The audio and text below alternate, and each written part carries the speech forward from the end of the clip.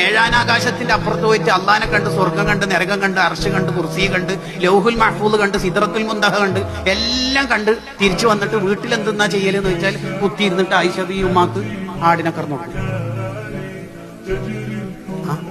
സർവ്വസൈനാധിപനായിട്ട് മേറാജിന്റെ രാത്രി ജമീഉൽ അംബിയ ബിഹ 70 അമ്പിയാക്കൾക്ക് മൂസാ നബി, ഈസാ നബി, ഇബ്രാഹിം നബിനെ പോലത്തെ വലിയ ലീഡേഴ്സിന് ഇമാം വെക്കുന്ന തങ്ങൾ സഫിയ ബീവി എന്ന തന്റെ ഭാര്യ നീളം കുറഞ്ഞ മഹദിയ ഒട്ടകത്തിൽ കയറാൻ കഴിയാത്തതുകൊണ്ട് തങ്ങൾ കാല് നീട്ടിയിട്ട് കാല് മടക്കിയിട്ട് പറയും, സഫി സഫി കറങ്ങുന്നില്ലല്ലോ, എന്നെ ടെൻഷനാ, എന്റെ കാൽമ ചവിട്ടിയിട്ട് എന്റെ കാല് കോണിപ്പടി ചവിട്ടുപടിയായിട്ട് കയറിക്കും.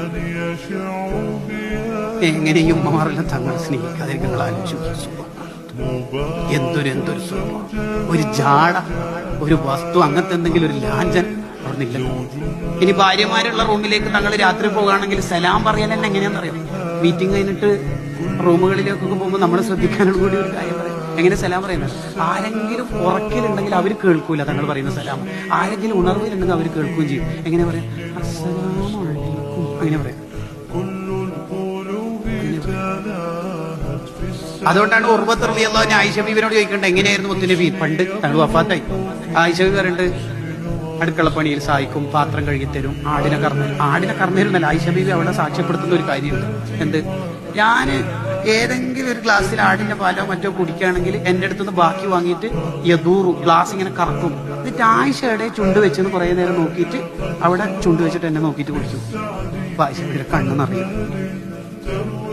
ഞാൻ പല്ല് വെച്ചിട്ട് തന്നെ ഇറച്ചി കഷ്ണത്തിന്റെ, ആടിന്റെയോ മറ്റോ മാംസ കഷ്ണത്തിന്റെ അവിടെ തങ്ങൾക്ക് പല്ല് വെക്കണം. എന്റെ ആയിഷയുടെ പല്ല് വെച്ച് നോക്കും. സർവ്വസൈനാധിപൻ, ലോകം കണ്ട ഏറ്റവും വലിയ നേതാവ്, ഭാര്യ പല്ല് വെച്ചിട്ട് പല്ല് വെക്കും. പിന്നെ ആയിഷ ബീവി പറയാം, ഞാൻ ഏടി എന്നാലും എന്നെ ചാരിയിട്ട് എന്നെ തങ്ങൾക്ക് ഇരുന്നിട്ട് ഖുർആൻ. അതാണ് ഖാദി, സൈനാധിപൻ, മുദരിസ്, ആ കോട്ടൊക്കെ വീട്ടിന്റെ പുറത്തുനിന്ന് തന്നെ ജയിച്ചു വെച്ചിട്ടാണ് തങ്ങൾ തീർന്നത്. അങ്ങനെ